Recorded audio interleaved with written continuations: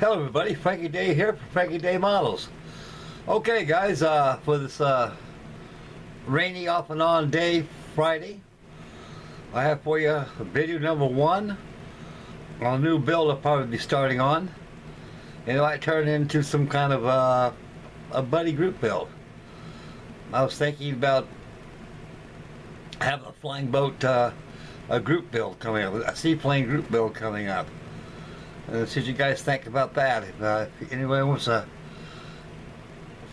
join in, we'll go ahead and get some kind of a buddy group build going on with flying boat seaplanes. Okay, I kind of spilled the beans right there about the group build. I ordered this probably about a week and a half ago, 2 weeks I guess, somewhere around there. It's a company out of Ukraine that's called Amodel, and I've never heard of them before, and I was kind of messed around eBay a little bit, looking around for things, and it struck my eye, so I got this kit and I ordered it. Okay guys, this kit is no stranger.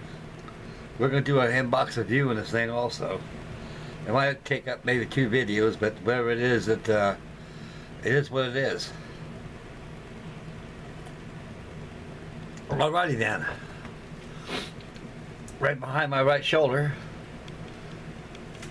is a 1/72 scale Amodel Martin Mars flying boat, JRM. The original prototype of this type of aircraft had 2 tails. It had the resemblance of an oversized PBM Mariner, and so it was such a successful flying boat. It did a lot of transportation roles during the war. These aircraft were kept out of the war zone because they had nothing to protect them in case that they were attacked by the foes. And so they were more or less kept out of harm's way and kept out of the combat zone. And they done a lot of island hopping to bring in supplies and personnel and material to the war zone. This is the Marshall Mars. 1956, the United States Navy retired all 4 JRM flying boats. These boats here were redesigned from the original PT.1 Mars, which had the twin tails, which looked like the Mariner flying boat. They decided it's such a successful airplane by 1947 and 1946. They designed it, the whole fuselage different. Also, it's sporting the big 50-foot vertical stabilizer. The Mars is used as medevacs. All I did was carry transportation, personnel, cargo, supplies, everything. And they carried so many, they can carry up to 300 people. Has a wingspan 200 feet. It's a good sized airplane. It was a 747 jumbo jet of the 1940s. You can carry a lot of cargo, a lot of medical gear, food, provisions, everything. Mostly personnel. I can remember back in 1954, my father was stationed at Pearl Harbor, Hawaii, and I was with my mother in Durham, North Carolina, living at my grandparents' farm. And at that time, my father summoned my mother, whom she was pregnant with my younger brother. And at the time, I was probably about 9, 10 years old, somewhere around there. And we took a train all the way from Durham, North Carolina to Alameda Naval Air Station, San Francisco, California. Then we went up to the carrier wharf, and I can remember there was a boat, a big jolly boat, that transported my mother and me from that boat off the wharf to the Hawaiian Mars flying boat, which is more than a mooring buoy right off the channel. I was scared to half to death when I seen this thing, how big it was. with all the people going aboard it and everything, I didn't think this thing could ever fly. But I can remember one thing. It was noisy, and it took forever and ever to go down that lagoon, getting off the water. It seemed like we were going down the lagoon for miles before we lift off. And I can remember that quite well, as it was yesterday. Okay, back to the model. This is a scale, 1/72 scale. Has a wingspan about 35, 34 inches. Pretty good size, almost 3 feet. And the kit consists of 300 parts. And those 300 parts consist of the fuselage, which is molded. It's molded in an entire unit. No half. Same thing with the wings. The wings and the fuselage are molded as one unit. No halves together either. I was really surprised about that. Okay, we'll get along with the review of this thing. We're gonna take the camera. I want to kind of get close to my little working board I got right here. In the beginning, we got the instructions right here.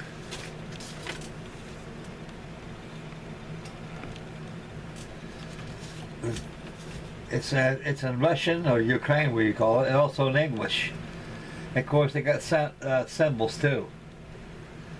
Now, henceforth, this kit is not designed for the novice or somebody just getting into something. Although it may look simple in construction, but there's a lot of stuff in this thing that's going on that's got to be prepared before you start adding the glue. And we'll get to it as we go through the inbox review. Okay, we'll go with the next instruction. Of course, they give you the parts layout. Decal sheets up here. This right here is molded as one, guys. Just one. One whole entire fuselage and one entire wing assembly. Completely, you don't have to glue them together. They're all there. Just sand. I gotta do just sand the edges of them. They're done. And here's the parts, the sprues right here. Some are a duplicate, some are a triplicate. No beaching gear with this. You're wondering, well, how, since it's a flying boat, how it's going to sit in a landing attitude. Well, the good folks at Amodel got that problem solved already. Up on top of here is a display stand. It looks like a model boat stand, like a PT boat stand or something. That's you set your fuselage on, so it sits on that. Or if you adventurous, you can make your own beaching gear. Okay, and the next page over here in the beginning, like I say, guys, we'll go through the instructions and I'll let you guys try to explain here the reason why this kit's not for the novice. On the fuselage itself, right there is a cutout right there. It's molded over with styrene plastic. On that fuselage, you can take a razor saw or an X-Acto blade, score, and remove the section there. Now, they give you the cockpit assembly. You get two side walls, the floor, you got the yoke, you got the seats, you got the trim wheels right here. And when that's all done, built as a unit, a sub-assembly unit, I guess it just drops down and somehow it fits inside the fuselage. I imagine the tops of the cockpit walls right here are probably flush on top of the inside walls of the cockpit. Now, here's another preparatory measure you got to go through. Before you do anything, after you clean up the fuselage up here with wet and dry sandpaper.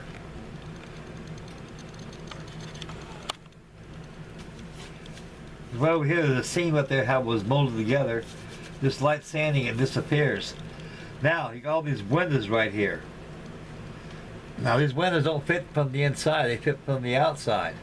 Now, in the fuselage, just little dents right there where the windows are, and then you got to drill these windows out. Now, the instructions don't give you the measurements how size the window is. So for a gauge, you're going to have to go get your acetate window sprues and take a drill and measure the circumference of the plastic windows with the drill. You can't use a rotary drill because you'll melt the plastic. It's got to be done by hand. It's all tedious. So on top of the drill bit, you got to put some tape on there so you have a little grip and just twist it and make your holes through there. And then when the model's all been primed and painted, then you can just dab them in there, your portholes, and look nice. That's how that's done. So there'll be a lot of work here, a lot of preparatory work here before you get involved in any more construction on the thing. Now, here's your color scheme, your color schedule right here. The bars were painted dark sea blue. They call for Humbrol colors. 182. The best dark sea blue to use is use Model Master. They're the best.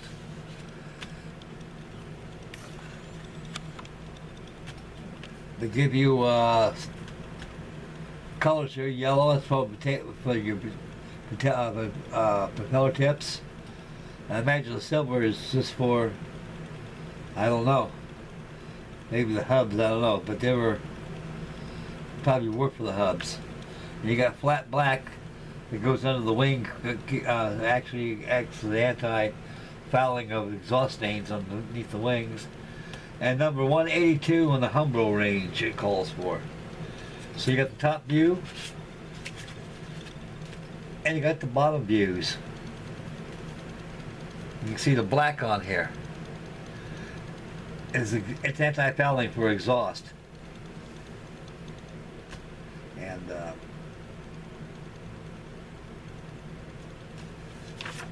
for interior, that's like I say, guys, not much going on other than just construction of the cockpit.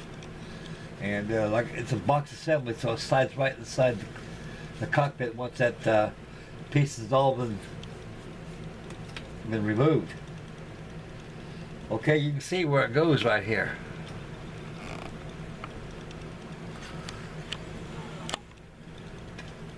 You can see how it pops inside the fuselage. And once you cut all that flash out of that cockpit opening. And so I suggest putting the windows on last after it's painted sea blue.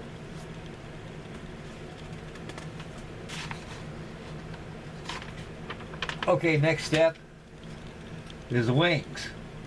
The wings are molded in.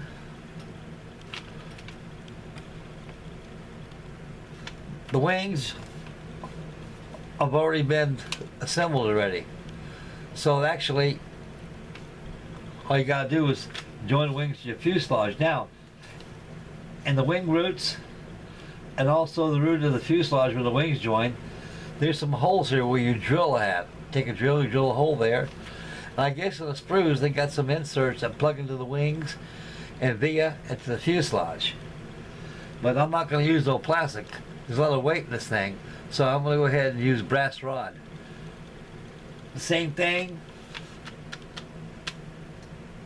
on the horizontal stabilizer. You got two little pegs you get the glue inside the root of the stabilizer to the root of the stabilizer on the fuselage.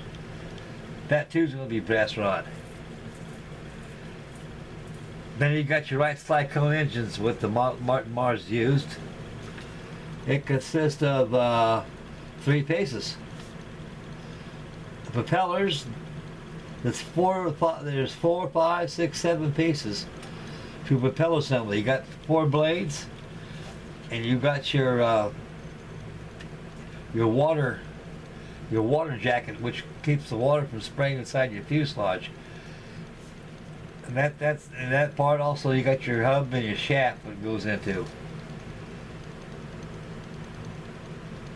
Now down over here, these are your floats for your pontoons. They're in halves. Next step over here, that shows you how to join. On the bottom of the wings, they got scribed location lines there where they join to. No location pegs or nothing like that. You got your engines, once your engine's assembled, once his engine's assembled, you got to put your cowlings in. You gave you an option: cowling flaps open or cowling flaps closed. The nacelles consist of 4 assemblies, and that concludes your assemblies of the engine. Then over here, the next over here is just nothing but exposed views of parts, intakes, intercoolers go on. Lastly,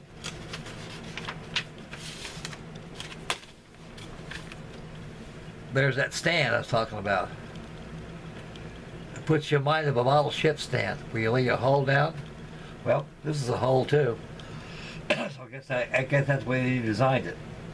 Anyway, there's an option. There's 3 options. 4 options. Either you can take this bird and hang it up to the ceiling when it's done. Number 2 option, make your own beaching gear. Number 3, use a kit stand. Or number 4, you can drill a hole in the bottom of the fuselage and make yourself a homemade stand where you can sit on a desk stand. So that's about the only way to display it. At 1/72 scale with a wingspan of almost 3 feet long, it's a big airplane. So you better have some space to house this big monster. Okay guys, now we'll get into the goodies.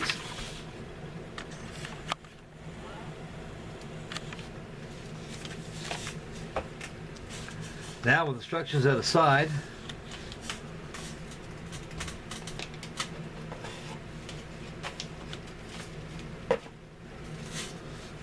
here's the fuselage they give you. It's big. It's joined together. You don't come apart and glue together. It's all together. All it takes is a nice sanding board to sand just a seam across here. It'll disappear like Houdini, gone. Same thing at the bottom of the hull. Now this is what I'm talking about, guys. We'll zoom in a little bit here. See those little pips right there? Those are the locations where your wind is. That's why I say you got to get a drill. You got to make sure that drill is the same dimensions as that of the plastic windows they give you on the acetate sprues. Then once they're the same size, all you got to do is just twist and drill those out. It's going to be tedious and time consuming, and laborious too as well. But that's the only way to do it, because you don't want to use no Dremel this thing, because you know what happens when you get higher RPMs, it causes heat. You know, pretty soon one little hole will be like a big one, you will get done. So it's going to be a little twist and shout with the hands. And right over here, you can see these 2 holes here. The instruction says drill these out, and it gives these little plastic pegs that glue inside there. Then you glue your stabilizer over. But those pegs look awful weak. Like I said, they're going to be superseded with brass rod or brass tubing. It's got to be stronger with that plastic. You've got to have some umph for these things. Same thing applies on the wing root, right here. This big nut right here, the circle right here, that must be how it was joined in the jig when they molded. This thing is very scruffy looking. I mean, I've never had a model kit before so dirty and scrudgy looking. It looks like it came out of a winch drum aboard ship. It needs to be cleaned, scrubbed down real well, and primed once all the windows are out.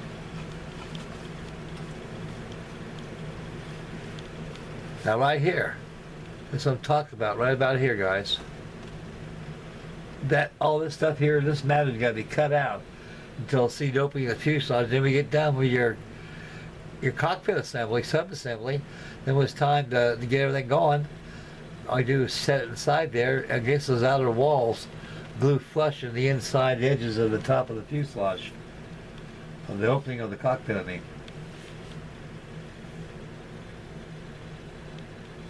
So like I say, guys, you got to drill all these holes out.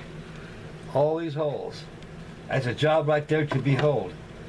And a novice will not be able to do that because he don't know where to start at.